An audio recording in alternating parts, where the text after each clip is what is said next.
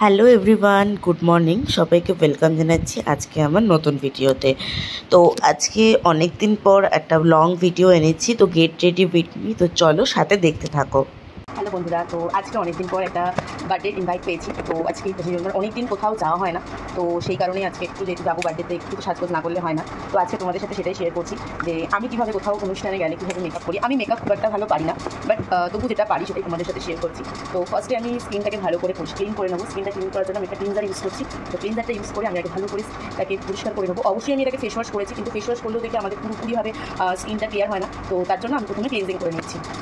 স্কিনটা আমার ক্লিনজিং করা হয়ে গেছে। মুখের সাথে গলা যতটা ফাঁকা পুরোটাই আমরা করবো, ঠিক আছে। তারপরে আমি একটা এরকম তোমার টোনার ইউজ করছি। আমি ক্লাইমেট টোনার ইউজ করি। তো আমি নর্মালি যেটা স্কিন কেয়ার ইউজ করি সেটা ইউজ করছি। তো এটাকে আমি একটুখানি স্কিনে অ্যাবজর্ব হওয়ার জন্য টাইম দেবো।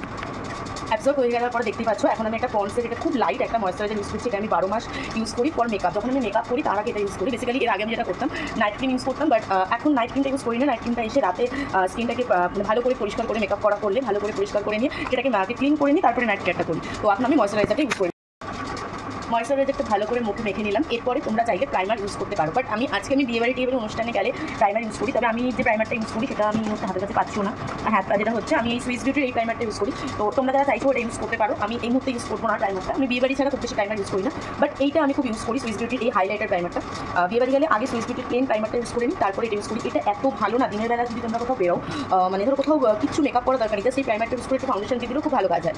এটা মানে খুবই ভালো। আর যারা ফর্সা, মানে আমার স্কিন টোনটা তো একটু ডার্ক, আমার থেকে যারা ফর্সা আছে না তারা এটা ইউজ করলে না তাদের স্কিনে আমার মনে আরও বেশি বেটার লাগে। যেহেতু আমার স্কিনটা ডার্ক না, এই যে গ্লিটারিং যে ব্যাপারটা আসে হাইলাইটিংয়ে, ওটা আমার জন্য প্রিয় লাগে। তো আমাকে ওর সাথে আরও কিছু মিক্স করতে হয় আমার স্কিন টোনের জন্য। তো চলো আমি এটাকে ভালো করে মুখে মেখে নিই। নেক্সট ইউজ করছি আমি এই প্যাকের পিএসসি বলে না কি বলে, আমি নামটা ভুলে গেছি। এই পিএসসি এইচডি ফাউন্ডেশন, এটা খুবই ভালো ফাউন্ডেশনটা। তো আমি এই ফাউন্ডেশনটা নেক্সট ইউজ করছি। আর ফাউন্ডেশনটা আমি যখন অ্যাপ্লাই করবো আমি তার আগে পন্সটাকে কিন্তু অবশ্যই ভিজিয়ে নেবো। ভিজিয়ে একবারে নিংড়ে নেবো, তো পন্সটা খুব সফট হয়ে যাবে। আর হচ্ছে যে আমরা ফেসের সাথে গলাতেও অ্যাপ্লাই করে নেবো, গলা কান এটাগুলো অ্যাপ্লাই করে নেবো। আমি খুবই অল্প পরিমাণে নিচ্ছি। আরেকটা জিনিস তোমাকে যেটা বলিনি, এখানে তোমরা কালার কারেক্টার ইউজ করতে পারো, যাদের চোখের নিচে খুবই মানে তোমার কী বলে ডার্ক সার্কেল আছে, এগুলো ইউজ করতে পারো। তো যেহেতু আমি স্কিনটা একটু মেনটেন করি, তো আমার অতটা আমি ডার্ক সার্কেলটা অতটা নেই। বাট তোমাদের যদি মনে হয় যে তোমরা অনেকে হয়তো মনে হতে পারে কি বলছো ডার্ক সার্কেল নেই, তোমার তো আছে, বাট আমার যদি যেটুকুও থাকে তো একটু অনেক টেনশনের মধ্যে আছে, এইসব দিয়ে আছি বলে তাই তো যেটুকু থাকে আমি খুব একটা ইউজ করি না। আমি এরপরে একটু কনসিলার দিয়ে দেবো, ব্যাস। আর অনেকে আছে খুব বেশি ডার্ক সার্কেল থাকলে তোমরা আগে কনসিলারটা দিয়ে দিতে পারো। কনসিলারটা আগে দিয়ে নিই, তারপরে করতে পারো। তো আমি এর উপরে এখন আমি একটু কনসিলারটা দিয়ে দেবো। ডার্ক দিয়ে আমি কনসিলার খুঁজে পাচ্ছি না, পেয়েছি অ্যাটলাস কনসিলারটাকে খুঁজে। তো এটাকে ভালো করে সব থেকে কিন্তু ফাউন্ডেশন ব্লেন্ডিং করাটা খুব ভালো করে করতে হবে। দেখো ফাউন্ডেশন ব্লেন্ডটা ঠিকমতো বলে, আর এটা যে তোমার এইচডি ফাউন্ডেশন, আমার লাইটটা জানি না প্রপার বুঝতে পারছি না, বাট ফেসের লুকটা অটোমেটিক্যালি অনেকটা ভালো বেটার এসে যায়। আর আমার আইগুলো তো করাই নিয়ে আছে, তো জানি না কেমন লাগবে। আমি একটুখানি কনসিলারগুলো এই জায়গায় দিয়ে দেবো। হয়তো আমার ভুল হতে পারে, যারা মেকআপ আর্টিস্ট আছো তারা তো অনেক প্রসিডিওর জানো, আমার হয়তো ভুল হতে পারে, আমি জানি না। বাট আমি যেরকম জানি বা আমি যেভাবে মেকআপ করি সেটাই আমি তোমাদের সাথে শেয়ার করছি। যে যারা সেলফ মেকআপ নিজেরাও করতে পারো কোথাও গেলে। আমার এই জায়গাগুলো একটু ডার্ক আছে, তো আমি এই জায়গাগুলো অ্যাপ্লাই করে নিচ্ছি। কনসিলারটা দিয়ে ভালো করে ডেভেলপ করে জায়গাগুলো মিশিয়ে নেবো। যাদের অনেক বেশি ডার্ক আছে না, তারা একটা কাজ করবে, তারা আগে কনসিলার অ্যাপ্লাই করে নেবে, তারপরে তোমরা কী বলে ফাউন্ডেশনটা অ্যাপ্লাই করবে। এরপরে আমার কাছে যেটা হচ্ছে যে আমার কাছে কন্ট্রোল বলো ব্রাশ বলো কোনোটাই আমার কাছে লিকুইড না, আমার কাছে পুরোটাই পাউডার বেস। তো তার জন্য আমি আগে এই তোমার হচ্ছে সেটিংস পাউডার এটাকে দিয়ে মুখটাকে আগে সেট করে নেবো, দেন আমি আই করবো। দেন তো চলো ভিডিওটা দেখতে থাকো। তো ফেসটা সেট করার আগে দেখতে পাচ্ছি যে মুখটা একটু ঘাম মতো মনে হচ্ছে, এটাকে আমি একটু ওয়েট করবো যাতে স্কিনে অ্যাবজর্ব হয়ে যায়। এই দেখো আমার কাছে একটা কিউট পাখা আছে, যেটা বাচ্চাদের পাখা। তো আমার এটার হাওয়াটা দিয়ে মোটামুটি ফেসটাকে আমি যখন একটু দেখি ভেজা ভেজা ব্যাপারটা আসছে, তো এটাকে দিয়ে হাওয়াটা একটু দেওয়া লাগে। তো আমার কাছে আরেকটা পাখা আছে, বাট এটা আমার খুব কিউট লাগে বাচ্চাদের। তো আমি এই পাখাটা দিয়ে আমি এই হাওয়াটা দিয়ে আমার ফেসে দেখবে যে ঘাম ব্যাপারটা থাকে, এটা যাতে টেনে যায়। আজকে ভিডিওটা একটু বড়ই হচ্ছে, তো আশা করবো তোমরা সাথে থাকবে। আর যারা বলেছিলে যে একটু সেলফ মেকআপের জন্য বা আমি মেকআপটা কীভাবে করি তোমরা দেখতে ইন্টারেস্টেড হও, তো তবে অবশ্যই ভিডিওটা কিন্তু অবশ্যই কন্টিনিউ দেখো। আমি ইউজ করছি পজের এই এইচডি পাউডারটা, এটা আমার ক্ষেত্রে তো খুব ভালো লাগে। হ্যাঁ, তবে পাউডার সবসময় তোমরা যখন লুজ জিনিস ইউজ করো অবশ্যই আগে এরকম করে ঝেড়ে নেবে। আর অনেকে আছে যে প্রথমে আইটা করে নিতে পারো। প্রথমে আইটা করলে কী হয়, আমাদের নতুন হাত হলে হয় আই শ্যাডোটা আমাদের চোখের নিচে পড়ে না। আর একটা জিনিস হচ্ছে যে আমাকে অনেকে বলতে পারো আমার মুখে কিছু বক্সের দাগ আছে, এই দেখতে পারবে এখানে একটা কিছু আছে, দেখতে না পারলে বলতে পারো, তোমরা অনেকে হয়তো বলতে পারো যে তুমি এটা কেন করলে না। তো আমি যেহেতু এই মুহূর্তে ক্যাজুয়ালি করছি, মানে অত কিছু করছি না, বাট বিয়েবাড়ি গেলে তখন সেইভাবে বিয়েবাড়ি পারপাস হলে বা কোনো সেরকম পার্টি হলে তখন আমি করে নিই। তো এখন আমি হালকা একটা মেকআপ করছি, হাতে হাতে একটু টাইম আছে আর অনেক দিন না মেকআপ করা হয় না, এই সিজনে তো বিয়ে বাড়িও পাওয়া যায় না।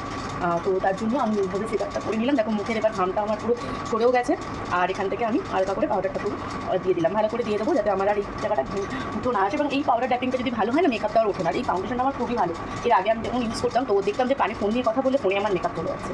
তো চলো এটাকে আমি একটু ভালো করে সেট করে নিই। ফেসটা আমার করা হয়ে গেছে মোটামুটি, এবার আমি করবো হচ্ছে আমার আইয়ের জায়গাটা। তো চলো আমি আইটা বেসিক্যালি খুব একটা ভালো পারি না করতে, তবু যেটুকু পারি আর কি সেটুকুই তোমাকে দেখাচ্ছি। আরেকটা জিনিস হচ্ছে আমার চোখে যেহেতু খুব পাওয়ার আছে, তো আমি আমার একটু দেখতে অসুবিধা হবে, আমাকে দেখতে হয়তো তোমরা স্ক্রিনে খুব একটা কম পাবে। তো চেষ্টা করছি ক্যামেরাতে দেখে করার, কিন্তু ক্যামেরার দিকে আমি কিছু তাকিয়ে দেখে বুঝতে পারছি না, আমাকে তার জন্য আয়নাতেই ফোকাস করতে হচ্ছে। এবং এই কারণে আমার আয়নার মধ্যে 3টে লাইট লাগানো, কিন্তু আমি চোখে দেখতে পাই না এবং আমার মেকআপ করতে খুব অসুবিধা হয়। তো আমি প্রথমে একটা হালকা পিঙ্ক শেড, এই শেডটাকে নিয়েছি, হালকা পিঙ্ক একটা শেড নিলাম, নিয়ে জাস্ট চোখের আইলিডটার ওপরে দিয়ে দিলাম। খুব হালকা করে করবো, জাস্ট একটু একটা কালারিং একটা হালকা যেহেতু জামাটার মধ্যে দেখো পিঙ্ক ব্যাপারটা আছে। তো চোখটা খুব একটা ভালো করতে হয় না, আর আজকে এখন আমার মানে একটু ভালো লাগছে না এতটা দূরে এখন অতটা সময় দিয়ে করতে, মানে আড়াআড়ি করতে যাতে ঘনিষ্ঠটা হয়ে যায়। পিঙ্কটা হালকা করে দিয়ে উপরে আইলাইটটাও করা হয়ে গেছে। এবার আমি এখানে জাস্ট এই কালারের একটা গ্লিটার একটু দিচ্ছি, একটা গ্লিটার দিয়ে দিচ্ছি। চলো মোটামুটি আইটা কমপ্লিট করেছি, জানি না তোমরা কতটা বুঝতে পারছো। এবার আমি কাজল আইলাইনারটা করে নেবো।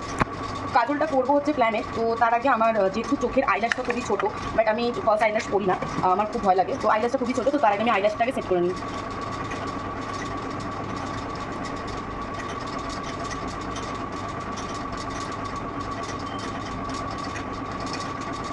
চলো আইল্যাশ সেট করা হয়ে গেছে, কাজলটা করে নিই এবার।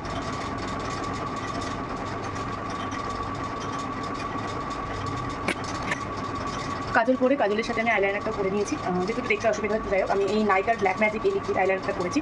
এবার করে নেবো হচ্ছে মাস্কারাটা। এবার মাস্কারাটা আমি যেটা ইউজ করি এটা হচ্ছে আমি মার্সের মাস্কারা ইউজ করি, তো মার্সের মাস্কারা করে নেবো। মাস্কারাটা করে নিয়েছি, আমাকে দেখে অনেকে বুঝতেই পারছো যে আমি প্রচণ্ড ঘামছি, বাইরে হচ্ছে বৃষ্টি, তার মধ্যে অবস্থা দেখো আমার, মেকআপটা বসাবো কি তার আগেই ঘামতে শুরু করেছি। তো যাই হোক আমার মোটামুটি আজকের মতো করা হয়ে গেছে, আমি আজকে ব্লাশার কিছু লাগাবো না, আমার মেন আইটা করা হয়ে গেছে। আর আইব্রোটাও আমার যেহেতু প্লাক করা নেই, জাস্ট সেট করে নেবো হয়ে যাবে। আর এখানে আমি একটু ইউজ করবো এটা হচ্ছে ফিক্সার না ইউজ করলে এই গরমে দেখতেই পাচ্ছ প্রচণ্ড ঘামছি, তো ওটাকে যেটুকু মেকআপ করেছি সেটুকু আর থাকবে না। তো আমি ফেসেস কালারের এই ফিক্সারটা ইউজ করছি, এটা খুবই ভালো, আমার এক্সপিরিয়েন্স আমার খুব ভালো লেগেছে। তো চোখটাকে বাঁচিয়ে আমি ইউজ করে নেবো।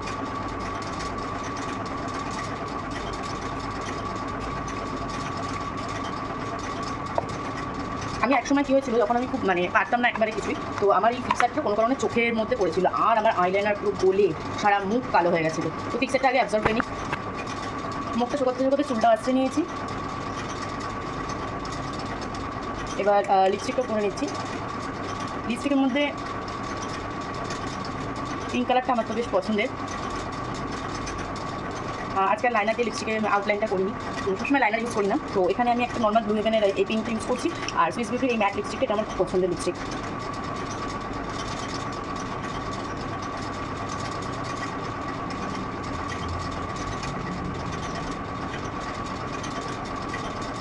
তো চলো মোটামুটি আমার লুকটা রেডি হয়ে গেছে। তো বলো আমি এরকম হালকা সিম্পলি যে লুকটা করলাম, এই লুকটা তোমাদের কেমন লেগেছে অবশ্যই কিন্তু কমেন্টে জানাবে। আর বলো দেখতে কেমন লাগছে আমাকে, এটা একটা লং ড্রেস করেছি, আর তার সাথে এটা তোমার যে লুকটা কেমন লাগে জানাবে। স্নান করতে অনেকটাই দেরি হয়ে গেছে, চুলটা এখনো পুরোপুরি শোকায়নি, তাই আপাতত ভেবেছি চুলটাকে ছেড়েই যাবো। আর এই আমার লুক কেমন লাগলো অবশ্যই কমেন্ট করে জানাবেন।